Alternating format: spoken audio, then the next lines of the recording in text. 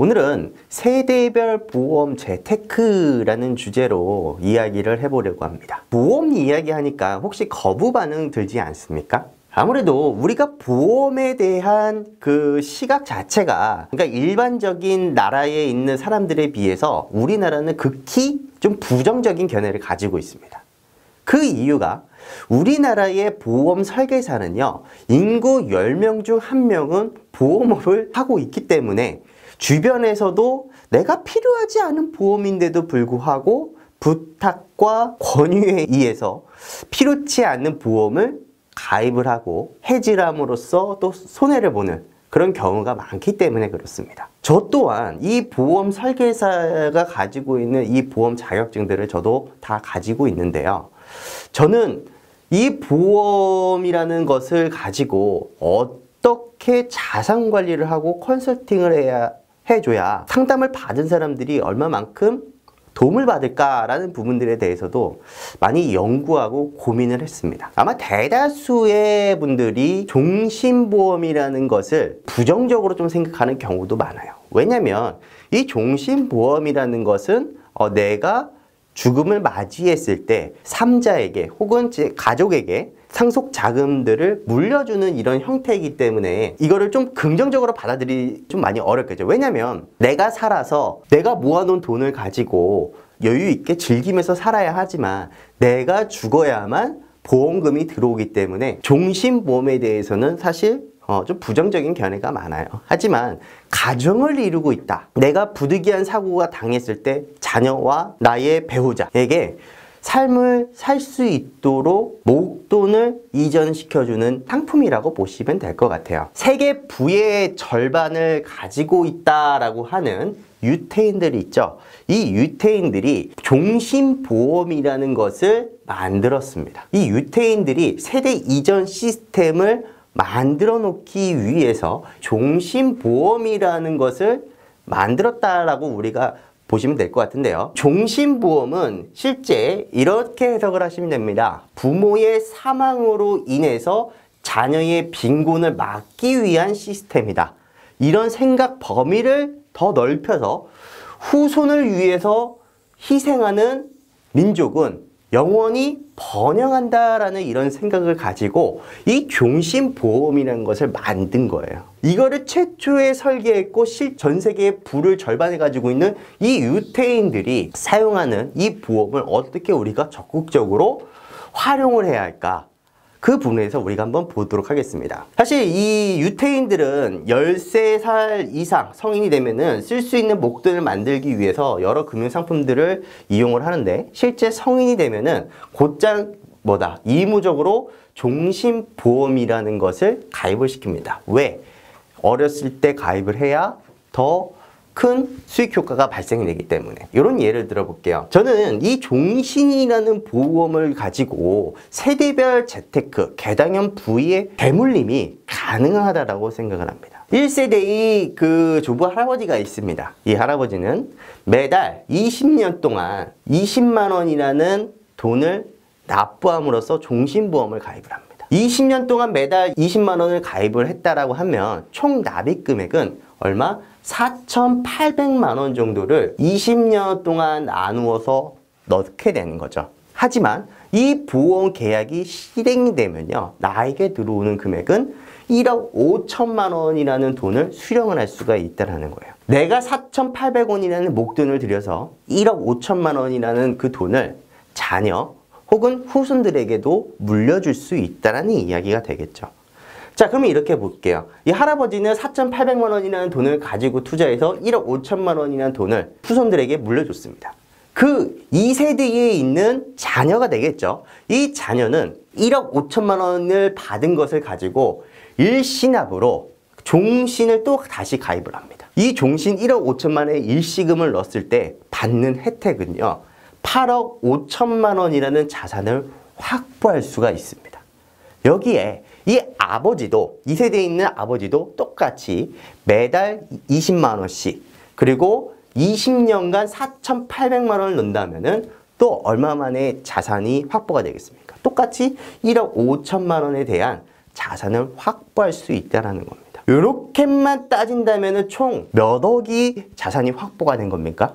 8억 5천만 원 플러스 1억 5천만 원 총 10억이라는 자산이 2세대로부터 만들어졌습니다. 그리고 나서 이 2세대의 후손, 또 자녀가 되겠죠. 이 자녀가 10억을 수령하게 되겠죠. 1억 5천만 원이라는 이 돈이 어떻게 바뀌어지느냐? 굳이 이 아버지가 돌아가지 않으셔도 이 1억 5천만 원에 대한 현금 가치, 즉 캐시 밸류는 운용 수익이 또 들어가겠죠. 운용사에서도 손해보지 않기 위해서 그 돈을 가지고 잃지 않는 투자 그리고 계속 복리 형태로 자산을 불려나가기 때문에 이 캐시 밸류 또한 8억 5천만 원이 됩니다. 그리고 월납 종신 환급금은 1억 5천만 원이 됩니다. 즉 아버지가 75세까지 돌아가지 않으신다면 45년 동안 더 추가적으로 이 계약이 유지가 돼서 이 3세대로 넘어온다면 굳이 아버님이 돌아가지 않더라도 이 10억에 대한 밸류, 자산 가치는 내가 상속을 받을 수 있게 된다는 것이죠. 물론 시간은 많이 걸립니다만 부가 또 부를 낳는다는 것처럼 자녀를 위해 좀 희생할 수 있는 이런 유대인에 대한 이런 재테크를 통해서도 이렇게 하게 된다면 내가 우리 자녀에게 물려줄 수 있겠구나 뭐 이렇게 생각할 수도 있다는 거죠. 이 세대 이전 시스템에 대한 종신보험을 활용하려면요 가능한 빨리 들을수록 좋습니다. 왜냐면 20대에 가입한 사람과 30대의 가입자가 있다라면 내가 이때는 10만 원 내야 될 거 30대에는 20만 원을 내야 됩니다. 보험료가 비싸지죠. 즉 적은 금액으로 똑같은 결과의 값을 만들어낸다면 좀 더 일찍 더 저렴한 가격에 이 종신보험이라는 것을 가입을 해야 되겠고요. 또 내가 만약에 세대 이전에 대한 이런 설계를 하는 목적이라고 한다면 주계약 종신사망보험에 집중하여 설계를 해야 된다는 겁니다. 이 고액자산가는 상속세를 내기 위한 현금 자산으로서 활용하는 경우도 흔한 내용이기도 하고요. 실제 세무지침의 한 내용이기도 합니다. 이 내용에 대해서 한번 보도록 하죠. 어떤 하나의 좀 아버지가 있어요. 이 아버지가 시가로 따지면 120억 상당의 빌딩이 있다고 가정을 해봅시다. 내가 만약에 자녀에게 이 120억이라는 이 빌딩을 그냥 상속을 딱 해버려. 그러면은 세금은 50%인 60억을 상속을 받는 자녀들이 내야 합니다. 자, 근데 이 자녀들이 상속에 대한 준비를 해놓고 있지 않다라면 이 60억이라는 돈을 한순간에 낼 수 있을까요? 결국 이 빌딩을 팔아내야 반을 세금으로 내야 되는데요. 그죠? 거의 불가능하겠죠. 그래서 자산가는 어떻게 이제 설계를 하느냐. 일부 지분을 자녀에게 사전 증여를 합니다. 사전 증여를 하게 되면은 아들들은 이제 이런 식으로 들어가는 거죠. 사전 증여를 쪼개는 겁니다. 아버지 30%, 배우자 30%, 아들 20%, 딸 20% 이런 식으로 배분을 해주는 거예요. 그리고 나서 이 빌딩을 소유를 하고 있다 보면 뭐가 들어오죠? 월세라는 것이 들어오죠. 이 월세에 대한 수입으로 아버지는 종신보험을 가입을 합니다. 뭐 예를 들어서 내가 한 10억짜리다. 10억짜리 내가 죽었을 때 10억이라는 돈이 자녀에게 상속이 되도록 만들어 놓는 거예요. 자, 그러면 내가 죽었어? 근데 이 아들한테도 그리고 딸한테도 이 각각의 수익자들을 아들과 딸로 하나씩 해놨어요. 그러면은 아버지가 돌아갔어. 그러면 상속을 해야 될 때 세금을 이 종신보험에 나온 수익금으로 납부를 할 수도 있겠죠. 그런데 문제는 뭐냐면 이 120억을 한 방에 넘기게 되면 60억으로 넘어갑니다. 근데 이거를 이렇게 쪼갰죠. 120억의 30%라고 가정을 하게 되면 약 한 45억 정도 되나요? 이 45억 정도를 아버지가 가지고 있고 배우자도 45억을 가지고 있고 아들은 24억, 딸도 뭐 24억 이런 식으로 대충 우리가 대략 이렇게 계산을 때려본다면요. 이 아버지는 120억을 한 방에 턴키로 넘겨주는 것이 아니기 때문에 세금에 대한 분산 절세 효과가 생기겠죠. 그죠? 그러면 어차피 아들은 아들과 딸 배우자 각각의 지분들을 갖고 있기 때문에 그 아버지가 가지고 있는 이 30%에 대해서만 세금을 내면 된다는 거예요. 그런데 이런 작업들을 해놨어. 그러면은 세금이 여기서 반 이상이 뚝 떨어지는 절세의 효과도 만들어진다는 거죠. 약 80%에 대한 효과가 나온다는 거죠. 즉 40억을 이 방법을 통해서 미리 준비를 함으로써 40억이라는 돈을 절세를 하는 겁니다. 내지 않아도 될 돈을. 근데 여기서 또 한 가지 작업이 들어갑니다. 여기 있는 그 자녀, 아들, 딸들은 이 월세 수익을 가지고 이 친구들은 상속 자금 마련을 시작을 합니다. 10년 저축을 시작을 하는 거죠. 물론 부모님께서 이 통장들을 관리하면서 상속 재원들을 만들어 놓는 게 오히려 더 좋겠죠. 그리고 이 배우자도 마찬가지로 월세 수익을 만들어 놓고요. 또 종신보험이라는 것을 가입을 합니다. 그래서 사망 시 배우자의 보험금 수령을 또 자녀들에게 가게끔. 또 이런 게 있습니다. 보험료를 상속자가 내냐 아니면 수익자가 내느냐에 따라서 내야 하는 세금들이 또 틀려요. 그 부분에 대해서도 우리가 강의를 할 겁니다.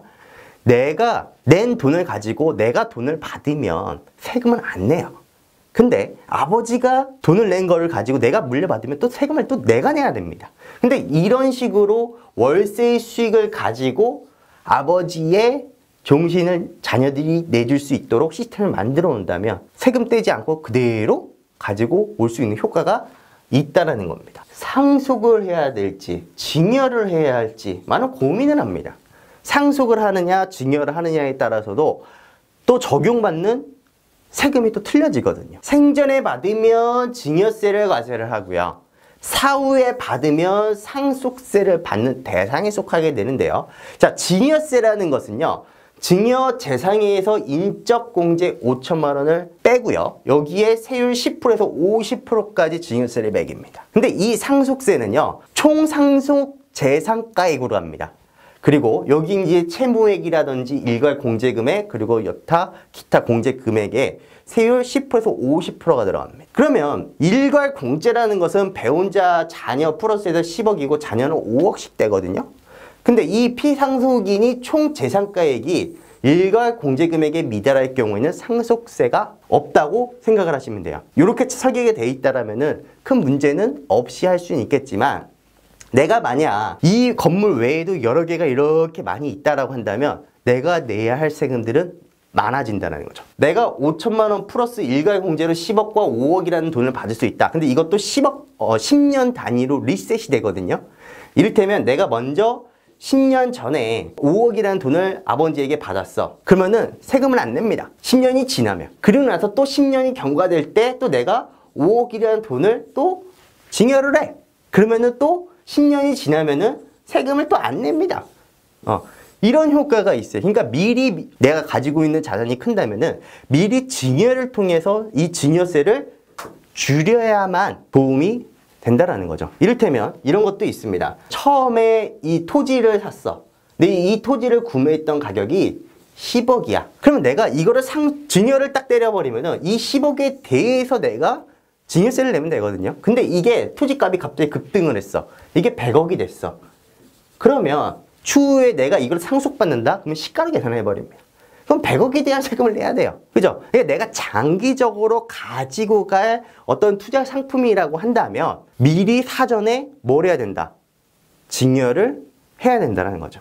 이런 형태로도 절세에 대한 태클을 탈 수 있게 된다는 겁니다. 보험금 수익 가지고 이제 아까 우리가 좀 크게 이제 좀 보면요. 아버지가 이제 월세 수익으로 벌기 위해서 종신보험이라는 것을 배우자가 보험금을 수령할 수 있게끔 수익자를 딱 변경을 해놓습니다. 자녀들도 이 월세 수익을 가지고 상속자금 마련 저축을 가입을 하고요. 배우자도 월세 수익을 통해서 종신보험을 가입을 해서 자녀들에게도 보험금을 수령할 수 있게끔 만들어 놓는 거예요.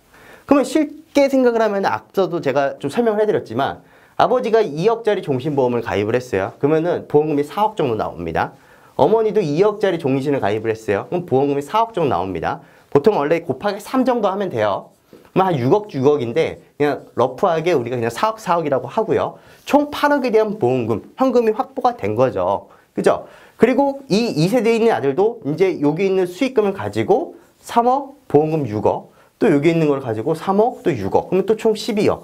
근데 이게 계속 시간이 지나면 지날수록 이 복리 효과는 어마어마하게 차이가 난다는 거죠. 그래서 제가 오늘 그 이야기를 해드리는 거는 이 보험을 가지고 도대체 내가 얻을 수 있는 게 뭐야? 라고 생각하는, 그리고 보험에 대한 이런 부정적인 생각들을 가지고 있기 때문에 상품에 대한 특징, 그러니까 어떻게 보면 우리가 큰 목돈들이 갑자기 들어왔을 때 어떻게 세금을 처리할 것이냐 라는 것을 생각을 해본다면 결코 이 보험이라는 것을 우리가 빼고 생각할 수는 없다라는 이야기를 해드리고 싶은 거예요. 오늘 우리 강의를 듣는 분들도요, 부자가 다 되실 거잖아요. 그죠? 그렇다면 미리 이러한 내용들을 머릿속에 집어넣고, 그리고 사후에 어떤 일들이 있을지 미리 준비할수록 저렴한 비용에 최대의 효과를 낼 수 있다는 것을 오늘 강의에서 좀 깨우쳐 드리고 싶었던 겁니다. 그래서 우리 수강을 하시는 분들도 이 보험이라는 것 자체만을 너무 부정적으로 생각하지 말고 이것을 가지고 내가 어떻게 활용을 할 수 있을까? 보험에 가입하시는 분들은 뭐 상속, 증여, 세금 이런 거를 가입하시기보다는 지금 당장 내가 이 돈을 모아서 어떻게 쓸 수 있을까에 이렇게 치중이 되어져 있을 거라고 생각을 합니다. 하지만 어떻게 설계를 하느냐에 따라서, 그리고 어떤 목적이냐에 따라서 자산에 대한 총 시나리오는 완전히 뒤바뀔 수 있다는 것을 생각을 하시면서 설계를 할 수 있도록 노력을 해보시기 바랍니다. 감사합니다.